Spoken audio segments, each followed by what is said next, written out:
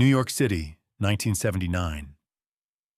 Studio lights dim in the legendary Electric Lady Studios as Ace Frehley slides 9 cassette tapes across the mixing board toward producer Vinnie Poncia. Each tape contains a song that could redefine Kiss. Each tape holds a piece of Ace's soul. But within 48 hours, those tapes would vanish into rock and roll's darkest vault, erasing what could have been the greatest creative triumph of the Space Aces' career. What happened in those sessions didn't just change an album. It changed the trajectory of one man's artistic identity forever. The world knew Kiss as the unstoppable force of arena rock. 4 painted faces demolishing stages across the globe with pyrotechnics and thunderous anthems. But behind the silver makeup and platform boots, a silent war was brewing. Ace Frehley had just tasted solo success with his 1978 album, a record that outsold his bandmates' efforts and proved something terrifying to the Kiss machine. The Space Ace didn't need the rest of the band. And as Dynasty recording sessions approached, Ace arrived with ammunition that could shatter the delicate power balance Gene Simmons and Paul Stanley had carefully constructed. Before we continue this untold story, make sure to subscribe to our channel. We bring you the deepest, most extensively researched rock documentaries you won't find anywhere else. January 1979. The previous year had been a revelation and a curse for Ace Frehley.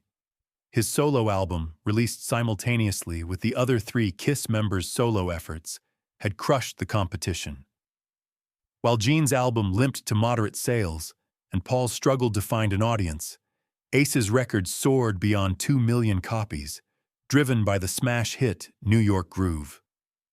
For the first time in Kiss history, the quiet one, the introvert who hid behind chrome makeup and let his Les Paul do the talking, had proven he could carry a record without the demon or the star child stealing the spotlight. But success breeds something dangerous in the ecosystem of a band built on carefully calibrated egos and ironclad business control. Gene Simmons and Paul Stanley had always positioned themselves as the creative nucleus of Kiss, the songwriting duo who crafted the anthems, while Ace and Peter Criss provided the sonic muscle. Ace's solo triumph disrupted that narrative. Suddenly, the guy they'd often dismissed as the talented but unreliable drunk had demonstrated he possessed songwriting chops that connected with audiences on a visceral level. And that terrified the leadership. When pre-production for Dynasty began, Ace showed up to the first meeting with something nobody expected: a leather satchel containing 9 fully formed song demos. Not rough sketches. Not half-baked ideas scribbled on cocktail napkins during a whiskey-soaked night. These were complete compositions, multi-tracked and produced with the same meticulous attention he'd lavished on his solo work. He'd spent months crafting these songs in a small home studio in Wilton, Connecticut, pouring his newfound confidence into material he believed represented the next evolution of Kiss. The first tape Ace played for the assembled group featured a track called Breakout. It opened with a snarling guitar riff that seemed to channel the raw energy of early Led Zeppelin, filtered through Ace's signature melodic sensibility. The song was about liberation, about breaking free from constraints, and everyone in that room understood the subtext. Ace wasn't just presenting a song. He was making a statement. The Space Ace wanted out of the cage. Paul Stanley's face remained carefully neutral as the demo played through the studio monitors, but his fingers drummed against the armrest of his chair with increasing tempo. Gene Simmons stood by the window, arms crossed, his expression unreadable behind mirrored sunglasses despite being indoors. Producer Vinnie Poncia, caught in the crossfire of band politics, focused intently on the technical qualities of the recording, nodding along to the groove. Peter Criss, already feeling his own marginalization within the band, shot Ace a look that mixed admiration with something darker, perhaps jealousy, or maybe recognition of a fellow outsider about to be crushed. But something was already shifting in the room's atmosphere. As Ace played through the second track, Mirror Man, an introspective piece about identity and performance that featured some of his most sophisticated guitar work, Gene abruptly stood and walked out of the room. No explanation. No comment. Just the sound of the door closing with deliberate softness that felt more ominous than a slam. Paul waited until the third song, Rocket Fuel, finished before speaking, and his words would echo in Ace's mind for decades. "These are interesting, Ace. Really interesting. But I'm not sure they're Kiss songs." 6 words that carried the weight of an execution order. Not Kiss songs. What did that even mean? Kiss had evolved through multiple sonic territories, from the raw garage rock of their debut, through the anthem rock of Destroyer, to the pop experimentation they were about to attempt with Dynasty. If Kiss could incorporate disco elements, as they were planning with I Was Made for Loving You, how could Ace's guitar-driven rock songs be deemed incompatible with the brand? The answer, of course, had nothing to do with musical compatibility and everything to do with control. Ace's solo success had demonstrated that the carefully constructed mythology of Kiss, as the sum of its parts, rather than individual talents, was a lie. If Ace could succeed solo, if his songs could dominate a Kiss album the way his solo record had dominated the marketplace, then the power structure Gene and Paul had built would crumble. They couldn't allow that, not if they wanted to maintain their position as the architects of the Kiss empire. Over the next 2 weeks, Ace submitted his demos through official channels, following the process the band had established for song selection. Each band member could pitch material, and the group would collectively decide what made the album. Democracy in action, at least in theory. But theory and practice diverged sharply when Ace's 9 songs entered the selection process. One by one, they were dismissed. Too heavy, too personal. Wrong tempo, doesn't fit the direction. The reasons varied, but the result remained constant. Rejection. Chinese Eyes was deemed too experimental despite featuring a melodic hook that could have been a radio staple. Fire and Water was rejected for being too slow, even though ballads had always been part of Kiss's repertoire. Street Fighter, an aggressive rocker about survival in urban America, was considered too dark. Each rejection chipped away at Ace's confidence, replacing the swagger he'd gained from solo success with the old familiar feeling of being marginalized within his own band. What Ace didn't know, what he wouldn't discover until decades later through conversations with former Kiss employees, was that Gene and Paul had made a decision before hearing a single note of his Dynasty submissions. No Ace Frehley song would appear on Dynasty beyond the mandatory 1 or 2 tracks they allowed each member to maintain the illusion of creative democracy. The decision had been calculated, clinical, and absolute.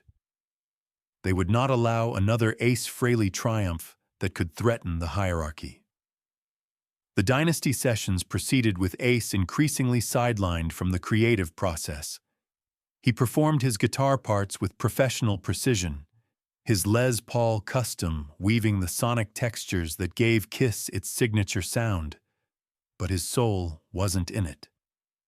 The album was taking shape as a deliberate pivot toward mainstream accessibility, incorporating disco and pop elements that felt alien to Ace's rock and roll DNA. I Was Made for Loving You would become the album's biggest hit, a song Ace privately despised but played on because that's what professionals do. They show up, they perform, they swallow their artistic frustration and serve the machine. But those 9 cassette tapes haunted him. They sat in his home studio gathering dust, representing roads not taken and possibilities denied. Ace would occasionally play them late at night, usually after several drinks, wondering what might have been if Kiss had embraced his post-solo album creative surge rather than suppressing it. The songs represented his attempt to bring the lessons learned from solo work back into the band context, to elevate Kiss beyond the cartoon character simplicity their image sometimes suggested.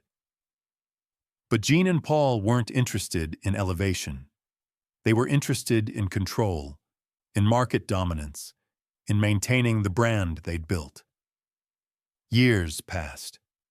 The Dynasty album achieved commercial success despite mixed critical reception, driven largely by the disco crossover hit that Ace barely tolerated. Kiss continued their arena dominance, but internal fractures were widening. Ace's drinking intensified, fueled partly by creative frustration and partly by the suffocating realization that his artistic voice would never be fully heard within Kiss. By 1982, he would leave the band, unable to reconcile his need for creative expression with the corporate machinery Kiss had become. The 9 Dynasty-era demos remained in storage, rarely discussed and never officially released. Ace moved on to other projects, forming Frehley's Comet and later pursuing various solo ventures, but he never forgot those songs. They represented a pivotal moment when he'd stood at a crossroads, continue being the talented but controlled employee of the Kiss Corporation, or fight for his artistic identity. He'd chosen to fight, and he'd lost that particular battle. But the war for his creative soul would continue for decades. In 2009, during a warehouse auction clearing out old storage units, a music collector stumbled upon several boxes of Kiss memorabilia. Among the concert posters, tour itineraries, and backstage passes was a weathered leather satchel containing 9 cassette tapes, each carefully labeled in Ace Frehley's handwriting, Dynasty Submissions, 1979.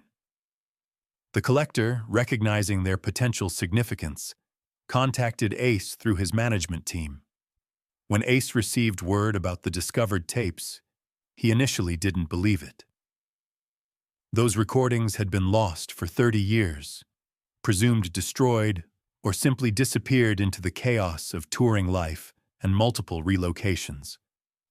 But when the collector sent digital transfers, Ace sat in his home studio, now far removed from the Kiss circus, and listened to his younger self's ambitions and dreams preserved on magnetic tape.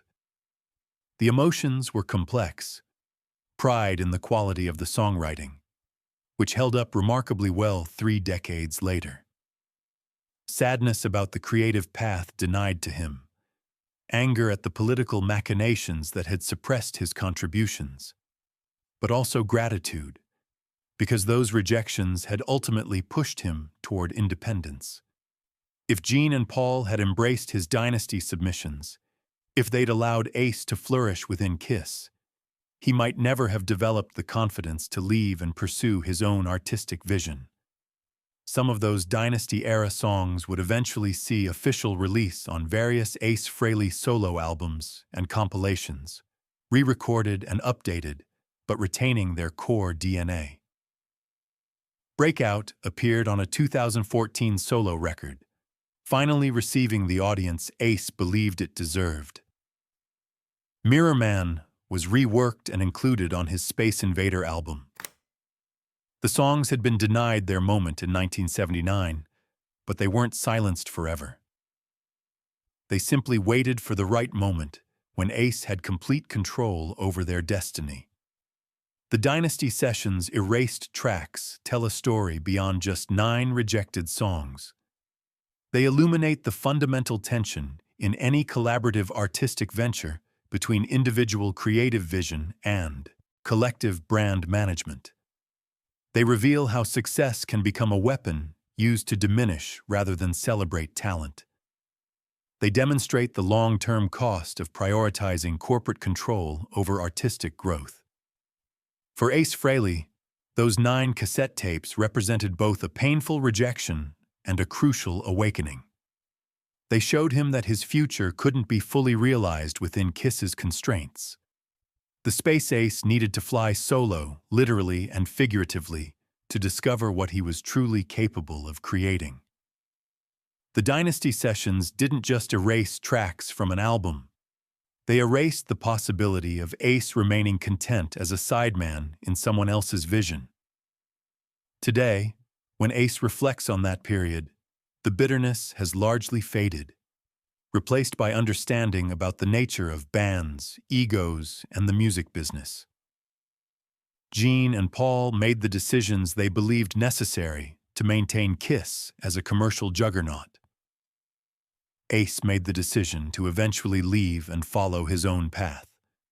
Both choices were valid within their respective contexts. But those 9 songs, initially rejected and forgotten, ultimately became symbols of resilience, proof that real artistic expression can't be permanently suppressed. It may be delayed, redirected, or temporarily silenced, but it will eventually find its way to the audience it was meant to reach. The lost Dynasty tracks weren't really lost. They were just waiting for the right moment to be found.